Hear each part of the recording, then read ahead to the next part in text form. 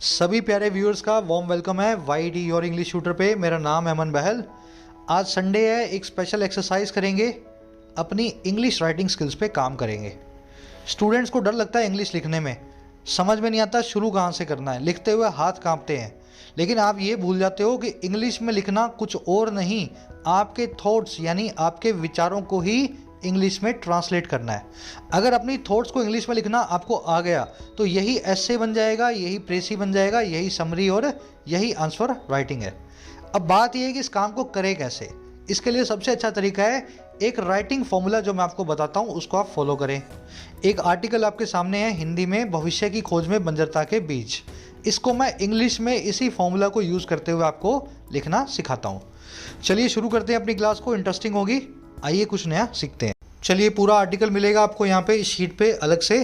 ऊपर आपको हिंदी में मिलेगा, नीचे आपको रोमन हिंदी में मिलेगा। जो लोग हिंदी नहीं पढ़ सकते हैं अपने इसको ट्रांसलेट करेंगे राइट साइड में ट्रांसलेशन। अच्छा, ये अपनी क्लास जो है एक डेमो क्लास है अपने फुल फ्लेजेड राइटिंग स्किल्स के कोर्स की। कोर्स अवेलेबल है अपनी एप्लीकेशन पे, जाके डाउनलोड करो जल्दी से।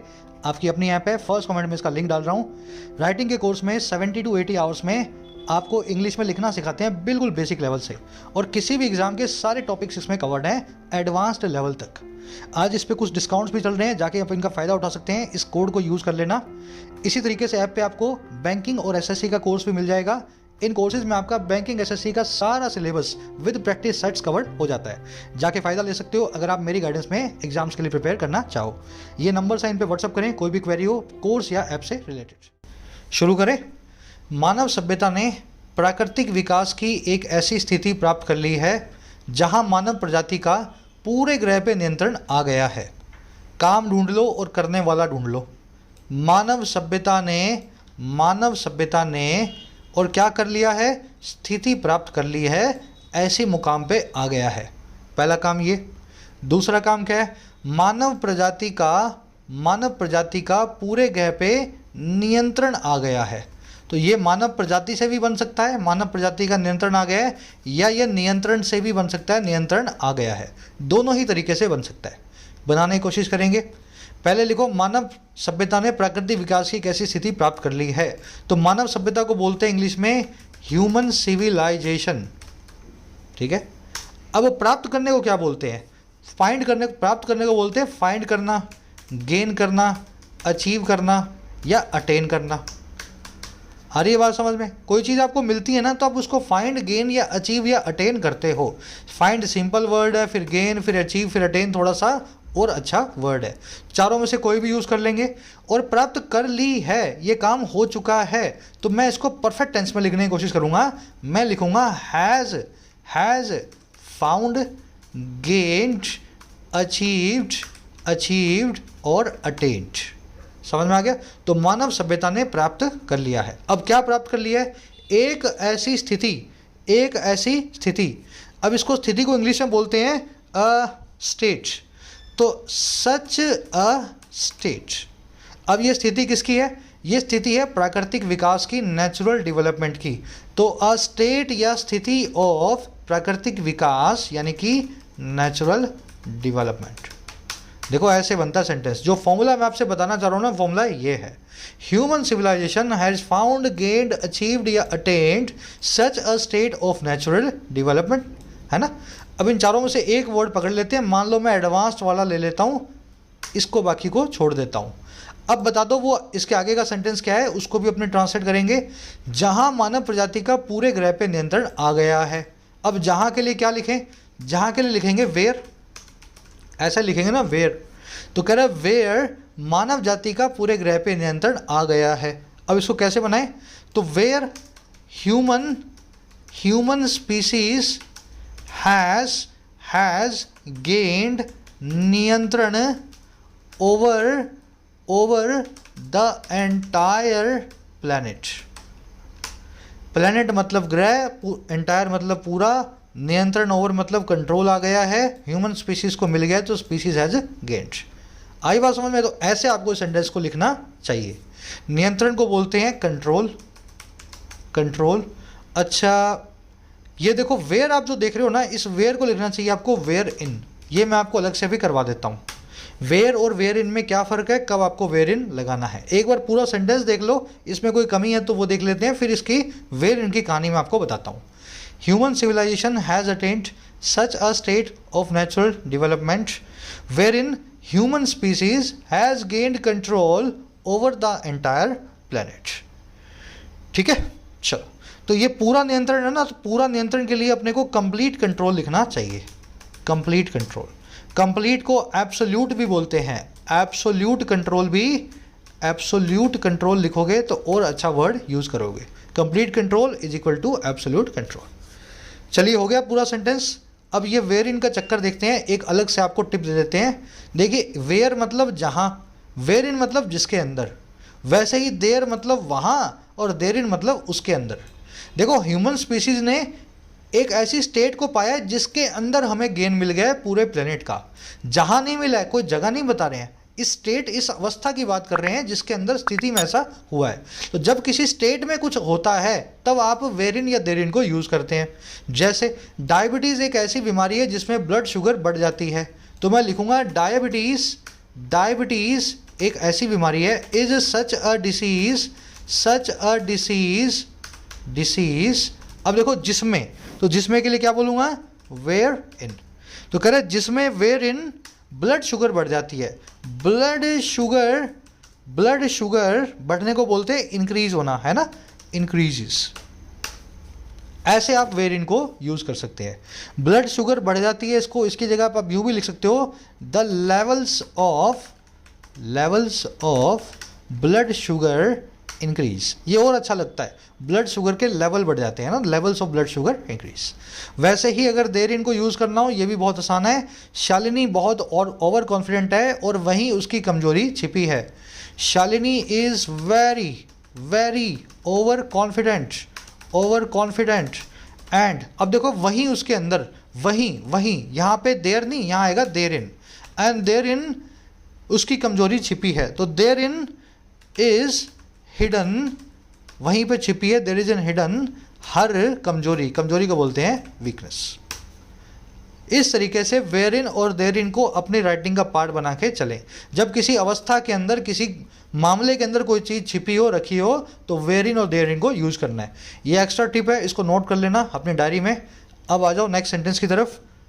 चलो, बावजूद दूसरी कई प्रजातियों के शारीरिक क्षमताओं में कम होने के, मानव प्रजाति के पास खास मानसिक क्षमताएं और सोचने की ताकत है, जो इसके विकास की कहानी का सबसे खास पहलू है।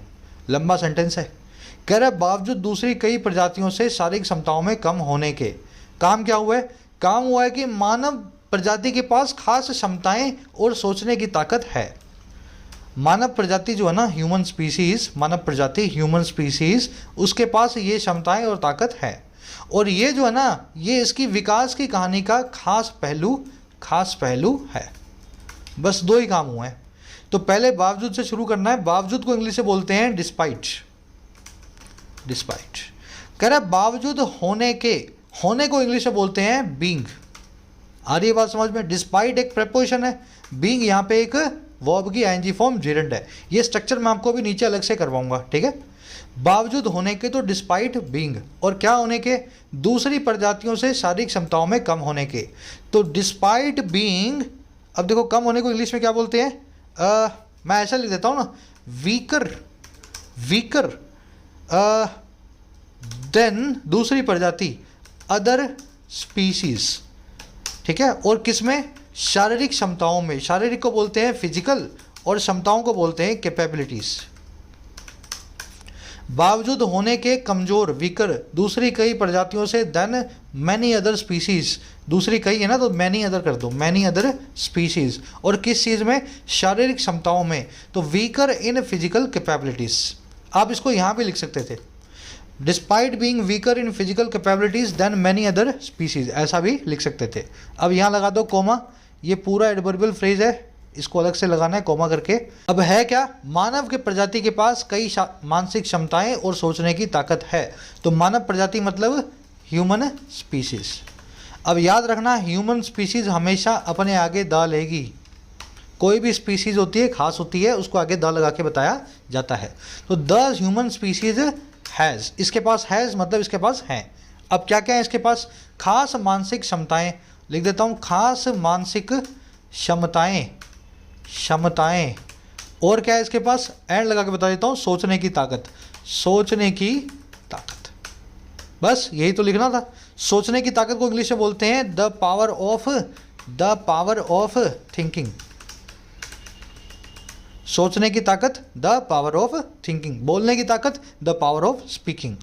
और मानसिक क्षमताओं को बोलते हैं लॉजिकल क्षमताओं को बोलते हैं कैपेबिलिटीज। और खास को बोलते हैं स्पेशल। देखो स्पेलिंग्स तभी सही बैठेंगी जब आप लिखोगे, कोई ऐसी ट्रिक नहीं है स्पेलिंग को समझने की। सर आपको साइकोलॉजी की स्पेलिंग कैसे आती है, मैं इसको 10-20 हज़ार बार लिख चुका हूँ, इसलिए आती है मुझे। 10,000 बार लिखने की आपको ज़रूरत नहीं है। आप 50 बार भी किसी स्पेलिंग को गलत लिखोगे कंप्यूटर में, अपने आप जब सही करोगे तो आपको अपने आप से वो स्पेलिंग दिमाग में बैठ जाएगी। सेंटेंस आपके सामने रेडी हो चुका है। Despite being weaker in physical capabilities than many other species, the human species has special psychological capabilities and the power of thinking. अब कह रहे यही वो चीज़ है जो इसके विकास की कहानी का खास पहलू है।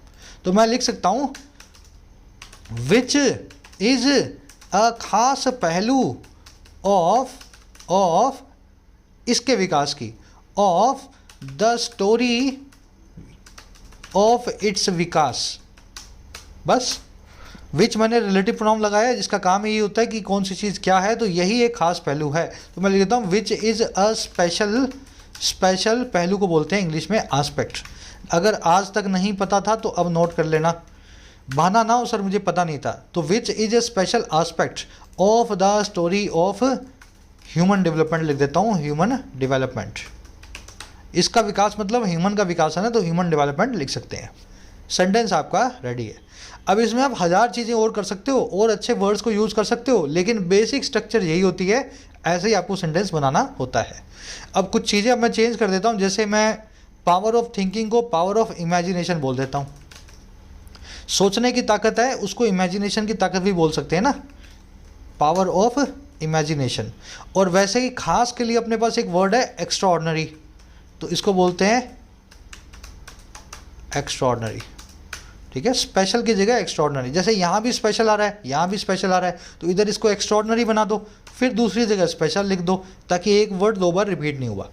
स्टोरी के लिए एक अच्छा वर्ड है टेल या सागा, है ना, which is the special aspect of the saga of human development. अब ये दोनों चीज़ें जो है ना, ये दोनों चीज़ें ये स्पेशल एस्पेक्ट हैं, तो मैं यहाँ लिखता हूँ which are the special aspects, ऐसा भी मैं लिख सकता हूँ। चलो आगे बढ़े।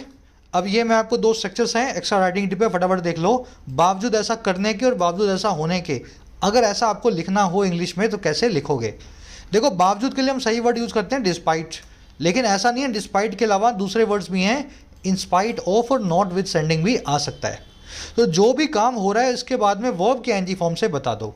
और अगर आप खुद ही किसी काम में लग रहे हो तो आप वर्ब के एनजी फॉर्म की जगह बीइंग लिख डालो। मैं आपको एग्जांपल के जरिए समझाता हूँ। बावजूद दिन भर काम करने के समीर देर रात तक स्टडी करता है, तो बावजूद को लिख दिया हमने डिस्पाइट, या इसको इन स्पाइट ऑफ भी लिख सकते हैं, इन स्पाइट ऑफ लिख दिया। ठीक है, ऑफ आएगा इन स्पाइट के बाद, ध्यान रखना। बावजूद दिन भर काम करने के, काम करने को बोलते हैं वर्किंग, और दिन भर मतलब ऑल डे, कोमा समीर देर रात तक स्टडी करता है, समीर स्टडीज, और कब तक, टिल देर रात। देर रात का मतलब होता है लेट नाइट, या लेट इन द नाइट भी लिख सकते हो। लेट इन द नाइट का मतलब होता है रात में देर तक, सुबह 3, 4, 5 बजे तक। तो डिस्पाइट या in spite of working all day Sameer studies till late in the night. समझ में आ गया। ये वर्किंग देख लेना, डिस्पाइट इंस्पाइट के बाद जो लगा है, ऐसी स्ट्रक्चर बनानी है। वैसे ही बावजूद अमीर होने के समीरा काफ़ी कंजूस है, बावजूद अमीर होने के। तो अब देखो यहाँ पे काम तो कोई हुआ नहीं, मैं लिख रहा हूँ बावजूद के लिए इंस्पाइट, लेकिन काम नहीं हुआ तो यहाँ पे लिख दो बीइंग। जब होने की बात हो ना तब बीइंग लिख दो। तो despite being rich Sameera is very कंजूस। अब कंजूस के लिए क्या वर्ड्स हैं, आने चाहिए आपको, नहीं आते तो गूगल में डालो, 4-5 वर्ड्स गूगल आपको दिखाएगा। जैसे एक वर्ड आपको दिखाएगा स्टिंजी, फिर एक आपको वर्ड दिखाएगा माइजर, है ना। इस तरीके से सारे वर्ड्स आपको, जो नए नए वर्ड सीख रहे हो उनको नोट करो, यही तरीका है आपको आगे बढ़ने का। फ्रूगल भी बोल सकते हैं, फ्रूगल, है ना। चलो आ जाओ नेक्स्ट सेंटेंस पे। कह रहा है लेकिन विज्ञान के सिर्फ वही पहलू आज की मानव सभ्यता का हिस्सा होने चाहिए जो हमारी परिकल्पना को पंख देने में सहायक हों और एक गहरे और सकारात्मक जीवन दर्शन से जुड़े हुए हों। लंबा सेंटेंस है। सबसे पहले एक शेयर दे देना वीडियो को, ताकि इस वीडियो को बहुत मेहनत से जो बनती है इसको मैं वीक में 2 वीक में एक बार ला सकूं, है ना। शेयर से आपके क्या होता है, चैनल को ग्रोथ मिलती है। अब इस सेंटेंस को लिखने का तरीका क्या है, अगेन इसके सब्जेक्ट वर्ब को पकड़ लो। कह रहा है विज्ञान के वही पहलू आज सभ्यता का हिस्सा होने चाहिए। तो हिस्सा, पहलू हिस्सा होने चाहिए। पहलू बन गया आपका सब्जेक्ट, हिस्सा होने चाहिए बन गई आपकी वर्ब, ठीक है। जो हमारी परिकल्पना को पंख देने में सहायक हों, तो जो सहायक हों, जो सहायक हों, और जो जुड़े हों, जो एक गहरे और सकारात्मक दर्शन से जुड़े हों। बस ये 3 काम हुए हैं इस सेंटेंस के अंदर। अब तीनों कामों को इंग्लिश में लिखना है। तो कह रहे हैं लेकिन, लेकिन को बोलते हैं बट, बट के बाद कोमा लगा दो।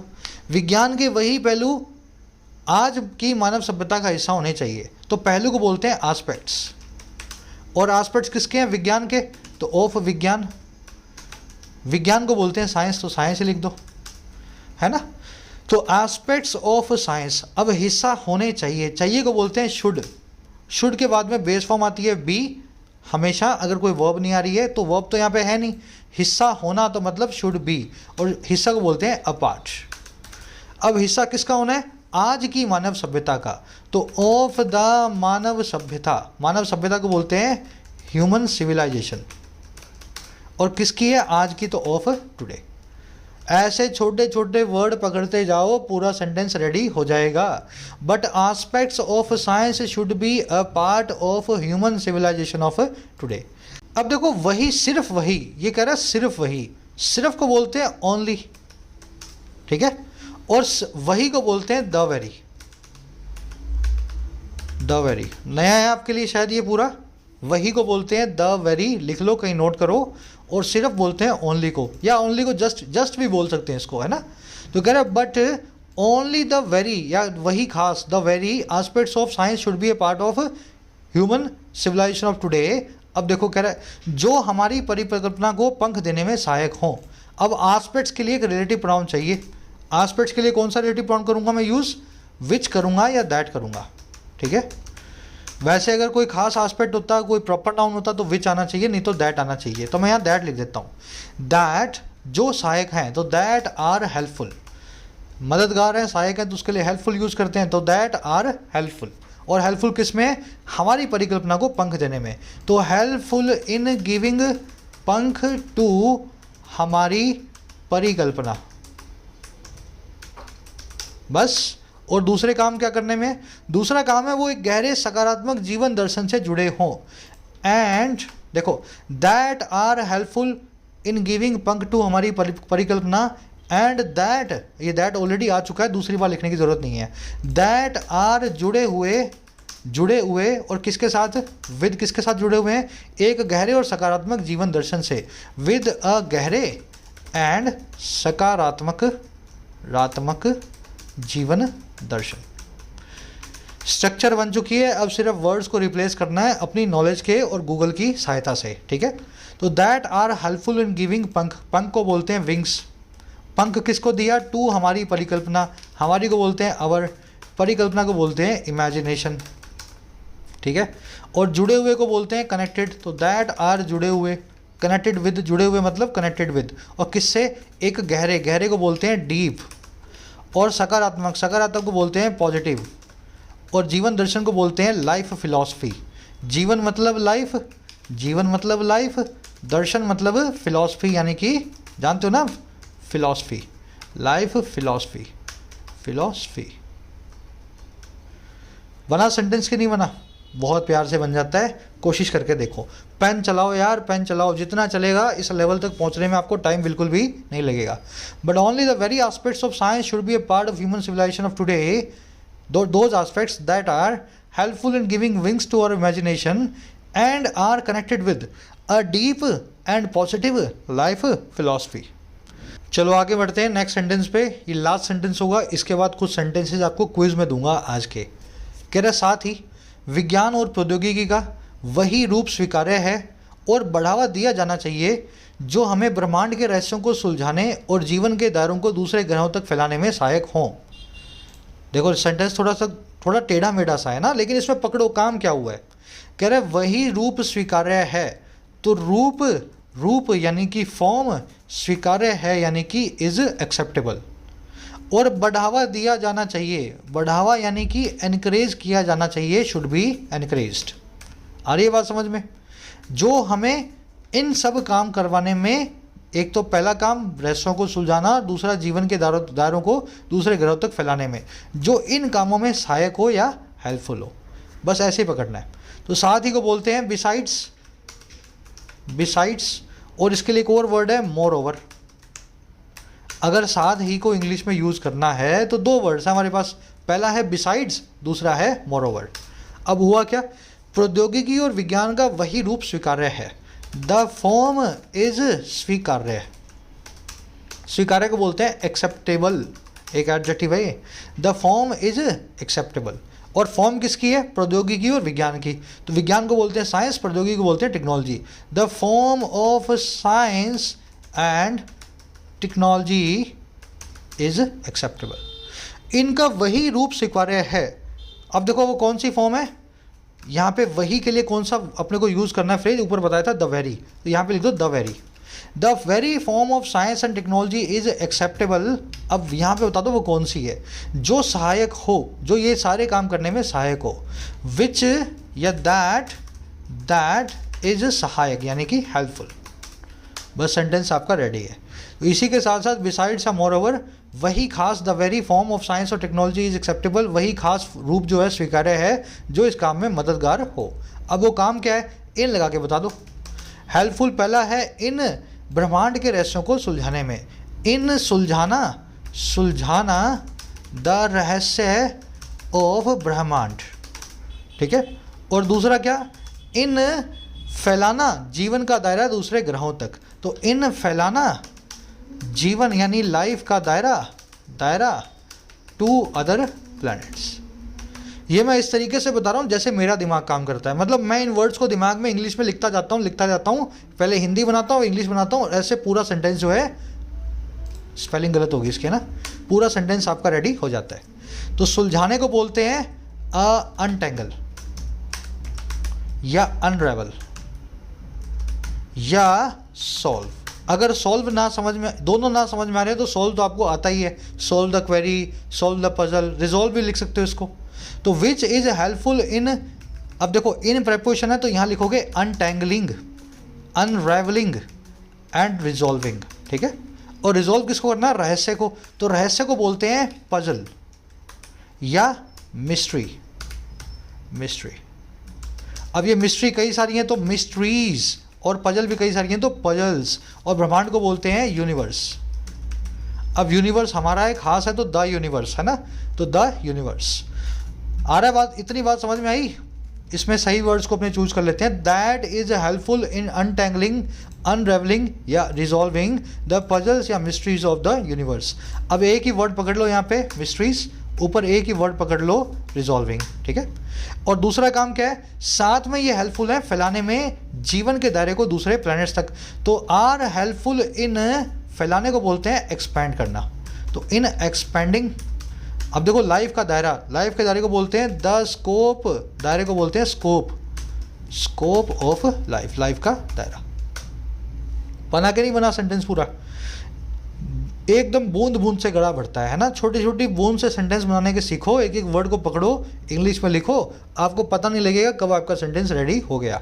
बिसाइड्स या moreover the very form of science and technology is acceptable, that is helpful in resolving the mysteries of the universe and expanding the scope of the life to other planets. अब यहाँ पे ध्यान दे लेना, ये इन दो बार लिखने की ज़रूरत नहीं है, ये इन यहाँ पे भी आ गया, ये इन यहाँ पे भी आ गया, देख रहे हो, दो बार एक ही वर्ड को लिखने की ज़रूरत नहीं है। इसको दूसरी बार आप अंडरस्टूड माने, ऐसा समझ लें ये ऑलरेडी आ चुका है, इसको यहाँ से निकाल दें। चलिए यही रैपअप करेंगे आज के सेशन को। 2 सेंटेंसेस मैं आपको दे रहा हूँ क्विज के तौर पे, इनको इंग्लिश में लिखने की कोशिश करना। ये आपका फर्स्ट सेंटेंस, जब से विज्ञान अर्थशास्त्र की कमर पे सवार हुआ है, इसके मकसद प्राकृतिक दोहन पर आधारित आर्थिक विकास तक ही सीमित हो गया है। ठीक है, अब इसमें आपको दिक्कत आएगी सर पीठ पे सवार होना, तो पीठ पे सवार होने को बोलते हैं टू राइड समवंस बैक। तो इसको यूज़ करते हुए सेंटेंस को आप लिखें। कमेंट सेक्शन में मैं इनका ट्रांसलेशन डाल रहा हूँ, वहाँ से चेक करना, और सब लोग को खुद से कोशिश करनी है लिखने की ज़रूर से। सेकंड सेंटेंस है, ये थोड़ा मुश्किल है, मैं एक्सपेक्ट नहीं कर रहा हूँ आप बहुत लोग लिख पाओगे। बात ये है कि कोशिश कौन करता है, लिखना तो मैं सिखा ही रहा हूँ आपको, है ना। वहीं दूसरी तरफ सामाजिक आर्थिक असमानताओं से लेकर के अंतर्राष्ट्रीय झगड़ों और तबाही भरे युद्धों तक विज्ञान और प्रौद्योगिकी की मानव का सामना होने वाली हर समस्या में एक बड़ी भूमिका रही है। इसका भी ट्रांसलेशन आपको कमेंट सेक्शन में मिल जाएगा। ये दोनों सेंटेंसेस अगर आप कोर्स में इनरोल्ड हो तो आपको वहाँ करवा दिए गए हैं, आप वहाँ से जा कर के लाइव इनको चेक करना। और अगर आप यूट्यूब पे हो तो कमेंट सेक्शन में इनका सोल्यूशन डाल रहा हूँ, वहाँ से चेक करके आप ज़रूर से मुझे बताना कितना आप लिख पाए। कोर्सेज अवेलेबल हैं, राइटिंग का कोर्स आज ऑफर चल रहा है, ज़रूर से फ़ायदा उठाएं। 475 में इसी तरीके से बिल्कुल बेसिक लेवल से लिखना सीख सकते हैं। Download the app today. Until then, signing out.